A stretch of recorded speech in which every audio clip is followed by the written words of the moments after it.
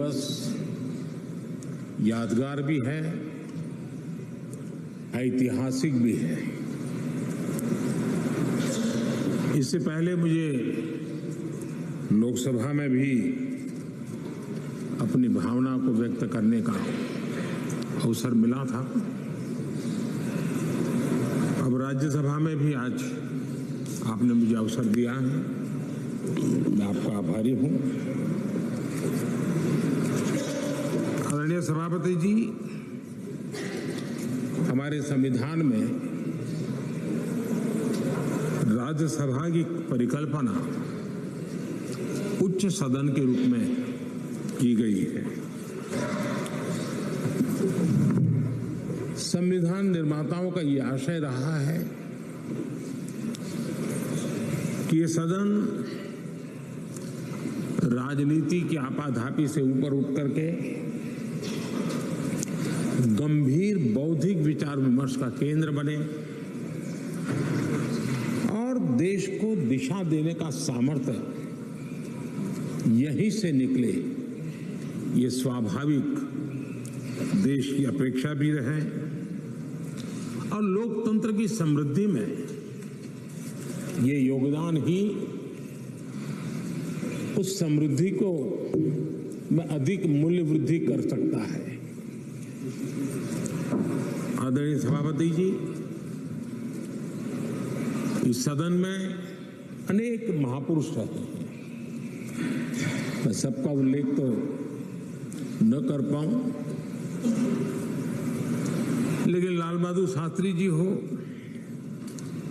गोविंद वल्लभ पंत साहब हो, लाल कृष्ण आडवाणी जी हो, प्रणब मुखर्जी साहब हो, अरुण जेटली जी हो, ऐसे अनगिनत विद्वान श्रेष्ठीजन और सार्वजनिक जीवन में वर्षों तक तपस्या किए हुए लोग इस सदन को सुशोभित किया है, देश का मार्गदर्शन किया है।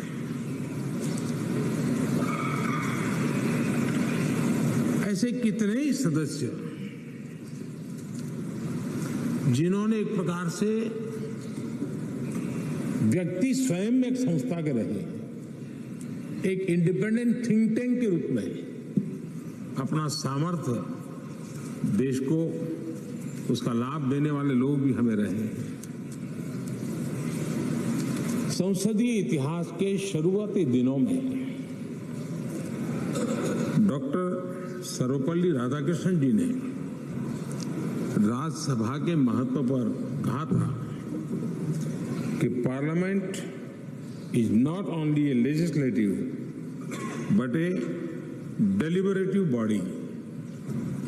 राज्यसभा से देश के जनता की अनेक ऊंची अपेक्षाएं हैं, सर्वोत्तम अपेक्षाएं हैं और इसलिए मान्य सदस्यों के बीच गंभीर विषयों की चर्चा और उसे सुनना, ये भी एक बहुत बड़ा सुखद अवसर होता है। नया संसद भवन एक सिर्फ नई बिल्डिंग नहीं है, लेकिन ये एक नई शुरुआत का प्रतीक भी है। हम व्यक्तिगत जीवन में भी देखते हैं, जब किसी भी नई चीज के साथ हमारा जुड़ाव आता है तो मन पहला करता है कि अब एक नए वातावरण का मैं ऑप्टिमम यूटिलाइजेशन करूंगा, उसका सर्वाधिक सकारात्मक वातावरण में मैं काम करूंगा, एक सहज स्वभाव होता है। और अमृत काल की शुरुआत में ही इस भवन का निर्माण होना और इस भवन में हम सबका प्रवेश होना, ये अपने आप में हमारे देश के 140 करोड़ नागरिकों की जो आशा आकांक्षा है, उसमें एक नई ऊर्जा भरने वाला बनेगा, नई आशा और नया विश्वास पैदा करने वाला।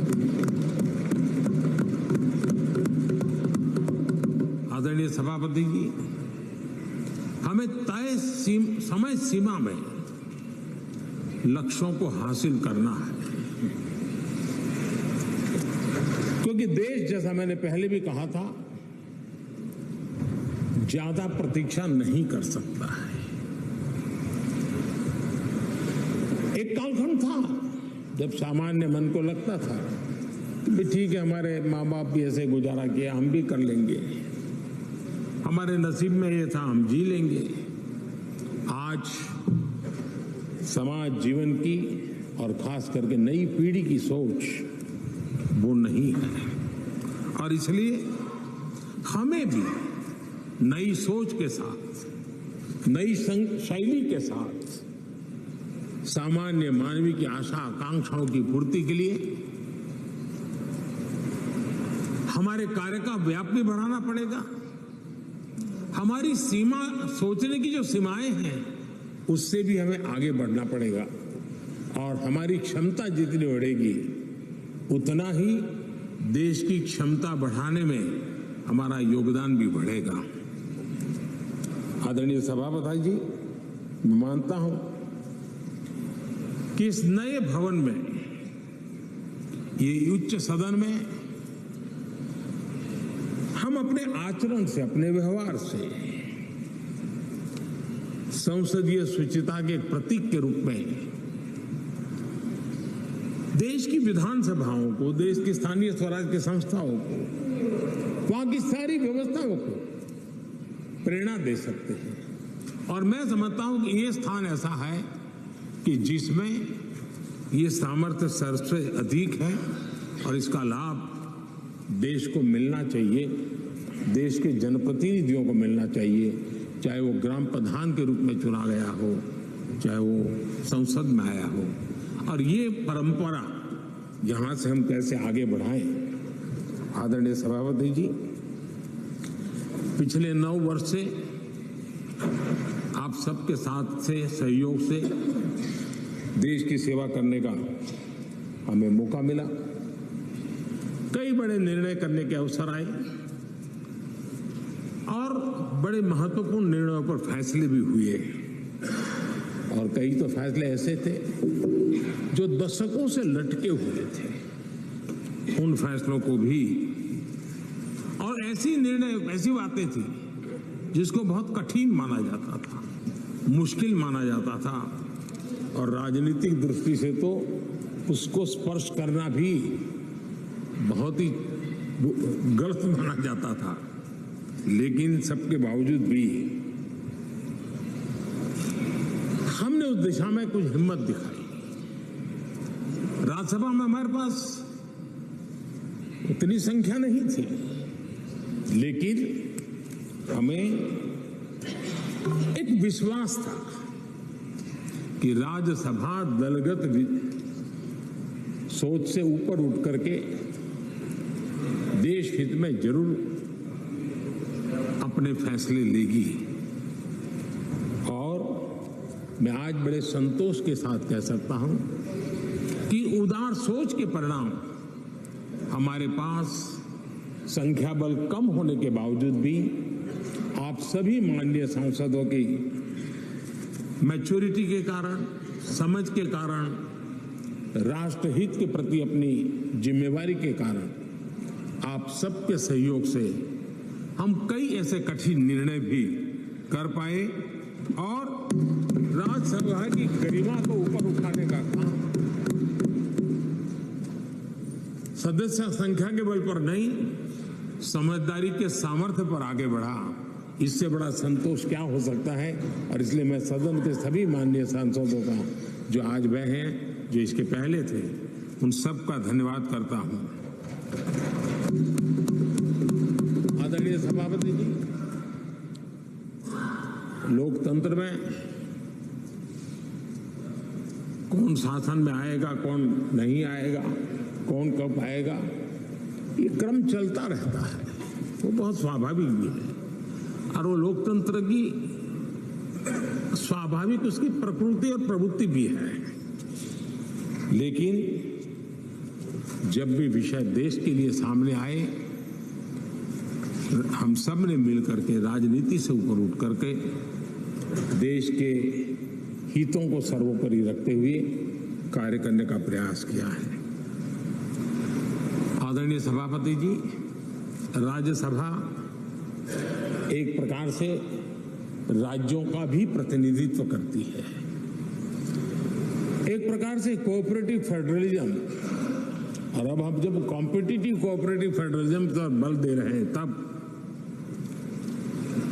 हम देख रहे हैं कि एक अत्यंत सहयोग के साथ अनेक ऐसे मसले रहे हैं, देश आगे बढ़ा है।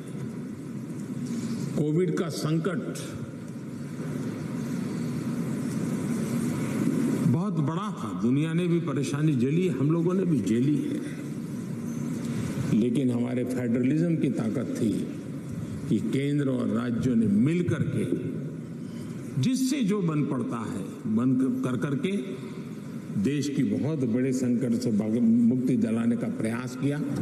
और ये हमारे कोऑपरेटिव फेडरलिज्म की ताकत को बल देता है, हमारे फेडरल स्ट्रक्चर को, कि एक ताकत उसने अनेक संकटों का सामना किया है। और हमने सिर्फ संकटों के समय नहीं, उत्सव के समय भी दुनिया के सामने भारत की उस ताकत को पेश किया है जिससे दुनिया प्रभावित हुई है। भारत की विविधता, भारत के इतने राजनीतिक दल, भारत में इतने मीडिया हाउसेस, भारत के इतना रहन सहन, बोलियां, ये सारी चीजें G20 समिट में, राज्यों में जो समिट हुई, क्योंकि दिल्ली में तो बहुत देर से आए, लेकिन उसके पहले देश के 60 शहरों में 220 से ज्यादा समिट होना, और हर राज्य ने बढ़ चढ़ करके बड़े उत्साह के साथ विश्व को प्रभावित करें इस प्रकार से मेहमान नवाजी भी की, और जो डेलिब्रेशंस हुए उसने तो दुनिया को दिशा देने का सामर्थ्य दिखाया है। और ये हमारे फेडरलिज्म की ताकत है, और उसी फेडरलिज्म के कारण और उसी कोऑपरेटिव फेडरलिज्म के कारण आज हम यहाँ प्रगति कर रहे हैं। आदरणीय सभापति जी, इस नए सदन में भी, नई हमारी इस पार्लियामेंट बिल्डिंग में भी उस फेडरलिज्म का एक अंश जरूर नजर आता है, क्योंकि जब बनता था तब राज्यों से प्रार्थना की गई थी कि कई बातें ऐसी हैं जिसमें हमें राज्यों की कोई न कोई याद यहाँ चाहिए, लगना चाहिए कि ये भारत के सभी राज्यों का प्रतिनिधित्व यहाँ है। और यहाँ कई प्रकार की ऐसी कलाकृतियाँ, कई चित्र जो पूरे हमारी दीवारों की शोभा बढ़ा रहे हैं, वो राज्यों ने पसंद करके अपने यहाँ राज्य की श्रेष्ठ चीज भेजी है। यानी एक प्रकार से यहाँ के वातावरण में भी राज्य भी है, राज्यों की विविधता भी है, और फेडरलिज्म की सुगंध भी।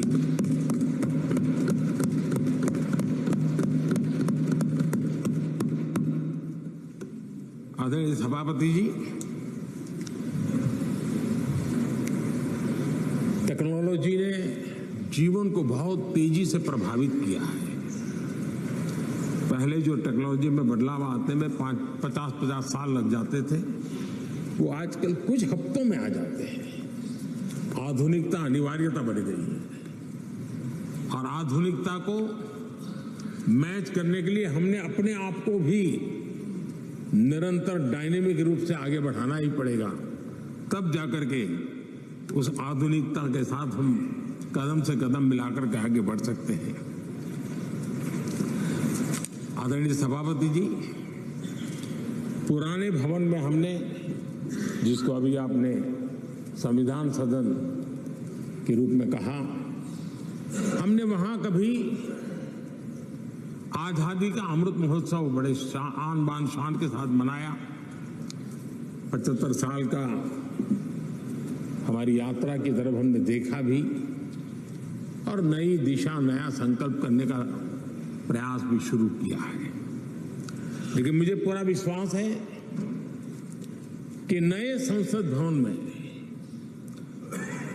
आजादी की जब हम शताब्दी मनाएंगे, वो स्वर्ण शताब्दी विकसित भारत की होगी, डेवलप्ड इंडिया की होगी, मुझे पूरा विश्वास है। पुराने भवन में हम 5वीं अर्थव्यवस्था तक पहुंचे थे।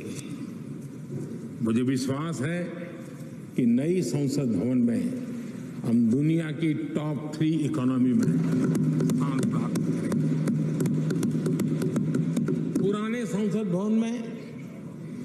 गरीब कल्याण के अनेक इनिशिएटिव हुए, अनेक काम हुए। नए संसद भवन में हम अब 100% सैचुरेशन जिसका हक है उसको पूरा मिले। आदरणीय सभापति जी, इस नए सदन की दीवारों के साथ साथ हमें भी अब टेक्नोलॉजी के साथ अपने आप को एडजस्ट करना पड़ेगा, क्योंकि अब सारी चीजें हमारे सामने आईपैड पर है। मैं तो प्रार्थना करूंगा कि बहुत से माननीय सदस्यों को अगर कल कुछ समय निकाल करके उनकी अगर परिचित करा दिया जाए टेक्नोलॉजी से, तो उनकी सुविधा रहेगी। वहाँ बैठेंगे, अपनी स्क्रीन भी देखेंगे, ये स्क्रीन भी देखेंगे, और टेक्नोलॉजी वाले अगर, तो हो सकता है कि उनको कठिनाई ना आए। तो आज मैं अभी लोकसभा में था तो कई साथियों को इन चीज़ों को ऑपरेट करने में दिक्कत हो रही थी। तो ये हम सबका दायित्व है कि हम उसमें सबकी मदद करें। तो कल कुछ समय निकाल करके अगर ये हो सकता है तो अच्छा होगा। आदरणीय सभापति जी, इस डिजिटल का युग है। हमने इस सदन से भी उस चीजों से आदतन हमारा हिस्सा बनाना ही होगा। शुरू में थोड़ा दिन लगता है, लेकिन अब तो बहुत सी चीजें यूजर फ्रेंडली होती हैं, बड़े आराम से इन चीजों का अडॉप्ट किया जा सकता है। हम इसको करें। मेक इन इंडिया एक प्रकार से ग्लोबली गेम चेंजर के रूप में हमने इसका भरपूर फायदा उठाना है। और मैंने कहा, वैसे नई सोच, नया उत्साह, नया उमंग, नई ऊर्जा के साथ हम आगे बढ़कर के कर सकते हैं।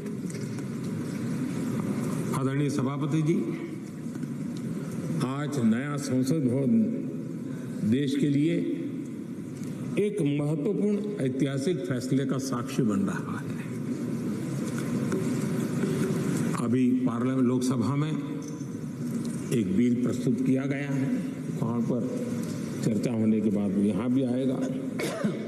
नारी शक्ति के सशक्तिकरण की दिशा में जो पिछले अनेक वर्षों से महत्वपूर्ण कदम उठाए गए हैं, उसमें एक अत्यंत महत्वपूर्ण कदम आज हम सब मिलकर के उठाने जा रहे हैं। सरकार का प्रयास रहा ईज ऑफ लिविंग का, क्वालिटी ऑफ लाइफ का। और जब ease of living, quality of life की बात करते हैं तो उसकी पहली हकदार हमारी बहनें होती है, हमारी नारी होती है, क्योंकि उसी को सब चीजें झेलनी पड़ती है। और इसलिए हमारी प्रयास रहा है और राष्ट्र निर्माण की उनकी भूमिका बढ़े, ये भी हमारी उतनी ही जिम्मेवारी है। अनेक नए नए सेक्टर्स हैं जिसमें महिलाओं की शक्ति, महिलाओं की भागीदारी निरंतर सुनिश्चित की जा रही है। माइनिंग में बहनें काम कर सके, निर्णय हमारे ही सांसदों की मदद से हुआ। हमने सैनिक स्कूलों को बेटियों के लिए दरवाजे खोल दिए, क्योंकि बेटियों में जो सामर्थ्य है, उस सामर्थ्य को अब अवसर मिलना चाहिए। उनके मन में इफ्स एंड बट्स का युग खत्म हो चुका है। हम जितना सामर्थ्य, हम जितनी सुविधा देंगी, उतनी सामर्थ्य हमारी मातृशक्ति, हमारी बेटियां, हमारी बहनें दिखाएंगी। बेटी बचाओ बेटी पढ़ाओ का अभियान वो कोई सरकारी कार्यक्रम नहीं है, समाज ने इसे अपना बनाया है। और बेटियों का मान सम्मान की दिशा में समाज में एक भाव पैदा हुआ है। मुद्रा योजना हो, जनधन योजना हो, महिलाओं ने बढ़ चढ़ करके इसका लाभ उठाया है। फाइनेंशियल इंक्लूजन के अंदर आज भारत में महिलाओं का सक्रिय योगदान नजर आ रहा है।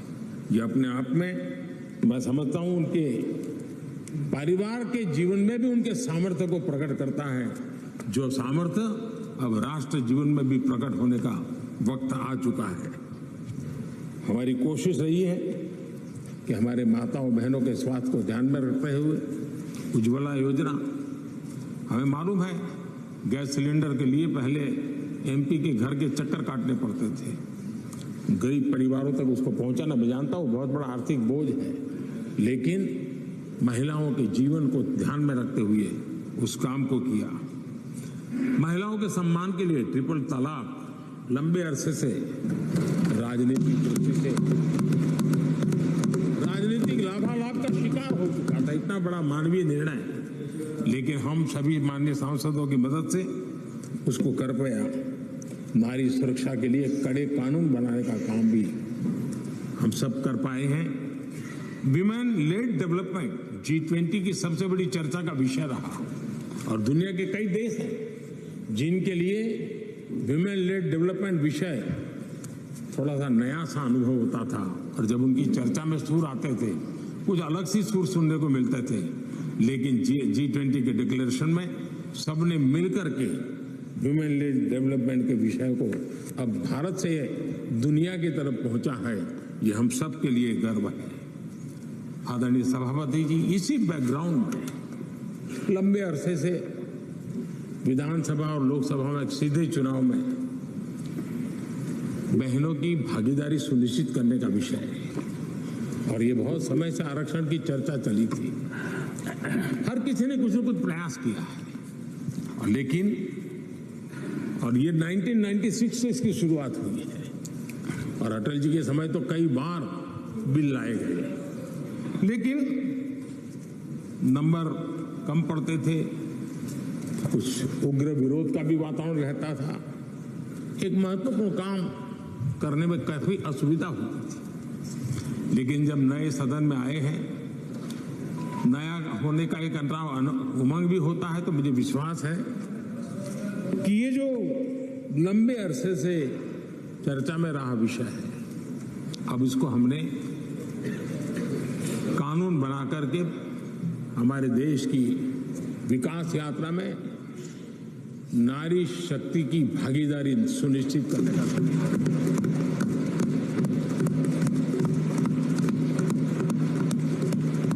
और इसलिए नारी शक्ति बंधन अधिनियम संविधान संशोधन के रूप में लाने का सरकार का विचार है, जिसको आज लोकसभा में रखा गया है। कल लोकसभा में इसकी चर्चा होगी और इसके बाद राज्यसभा में भी आएगा। मैं आज आप सबसे प्रार्थना करता हूं कि एक ऐसा विषय है जिसको अगर हम सर्वसम्मति से आगे बढ़ाएंगे तो सच अर्थ में वो शक्ति अनेक गुना बढ़ जाएगी। और जब भी बिल हम सबके सामने आए, तब मैं राज्यसभा के सभी मेरे माननीय सांसद साथियों से आज आग्रह करने आया हूं कि हम सर्वसम्मति से जब भी उसकी निर्णय करने का अवसर आए, आने वाले 1-2 दिन में आप सबके सहयोग की अपेक्षा साथ मैं मेरी वाणी को विराम देता हूं। बहुत बहुत धन्यवाद।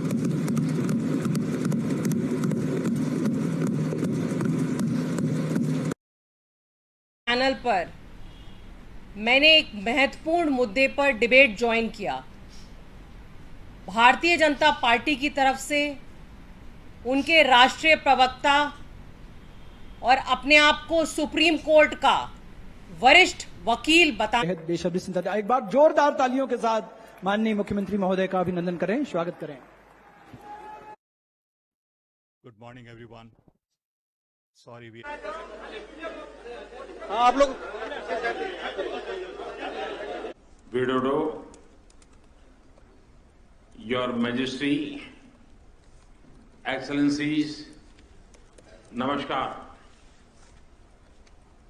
हमारी पार्टनरशिप हमने 4थे दशक में प्रवेश कर रही है। ऐसे में भारत आसियान समिट, उसको कोचेयर करना मेरे लिए बहुत ही प्रसन्नता का विषय है। इस समिट के शानदार आयोजन के लिए राष्ट्रपति विडोडो को मैं हृदय से अभिनंदन करता हूं और उनका आभार व्यक्त करता हूं और आसियान समूह की कुशल अध्यक्षता के लिए उनको बहुत बहुत बधाई, बहुत बहुत अभिनंदन। कंबोडिया के प्रधानमंत्री हिज एक्सेलेंसी हुन मानेट को हाल ही में पदभार ग्रहण करने के लिए मैं हार्दिक बधाई देता हूं। मैं इस बैठक में ऑब्जर्वर के रूप में तिमोर लेस्ते के प्रधानमंत्री हिज एक्सेलेंसी सेनाना गुजमाओ का भी हृदय से स्वागत करता हूं।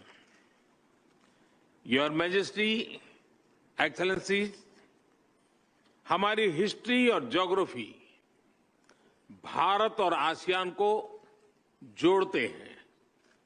साथ ही साझा वैल्यूज, क्षेत्रीय एकता, शांति, समृद्धि और मल्टीपोलर वर्ल्ड में साझा विश्वास भी हमें आपस में जोड़ता है। आसियान भारत की एक्ट ईस्ट पॉलिसी का केंद्रीय स्तंभ है। भारत आसियान सेंट्रलिटी और इंडो पैसिफिक पर आसियान के आउटलुक का पूर्ण समर्थन करता है। भारत के इंडो पैसिफिक इनिशिएटिव में भी आसियान क्षेत्र का प्रमुख स्थान है। पिछले वर्ष हमने भारत आसियान फ्रेंडशिप ईयर मनाया और आपसी संबंधों को एक कॉम्प्रिहेंसिव स्ट्रेटेजिक पार्टनरशिप का रूप दिया। योर मैजेस्टी, एक्सेलेंसीज, आज वैश्विक अनिश्चितताओं के माहौल में भी हर क्षेत्र में हमारे आपसी सहयोग में लगातार प्रगति हो रही है। यह हमारे संबंधों की ताकत और रेजिलियंस का प्रमाण है। इस वर्ष की आसियान समिट की थीम है ASEAN matters, epicentrum of growth. ASEAN matters क्योंकि यहां सभी की आवाज सुनी जाती है और ASEAN is epicentrum of growth क्योंकि वैश्विक विकास में आसियान क्षेत्र की अहम भूमिका है।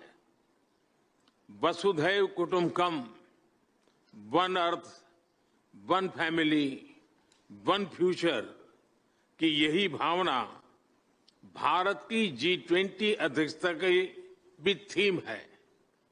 योर मैजेस्टी, एक्सेलेंसीज, 21वीं सदी एशिया की सदी है, हम सबकी सदी है।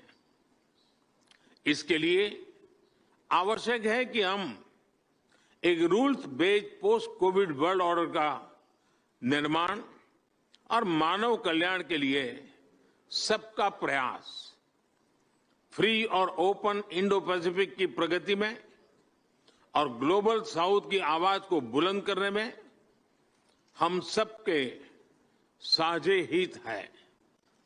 मुझे विश्वास है कि आज हमारी बातचीत से भारत और आसियान क्षेत्र के भावी भविष्य को और सुदृढ़ बनाने के लिए नए संकल्प लिए जाएंगे। कंट्री कोऑर्डिनेटर सिंगापुर, आगामी अध्यक्ष लाओ पीडीआर और आप सभी के साथ भारत कंधे से कंधा मिलाकर काम करने के लिए प्रतिबद्ध है। बहुत बहुत धन्यवाद।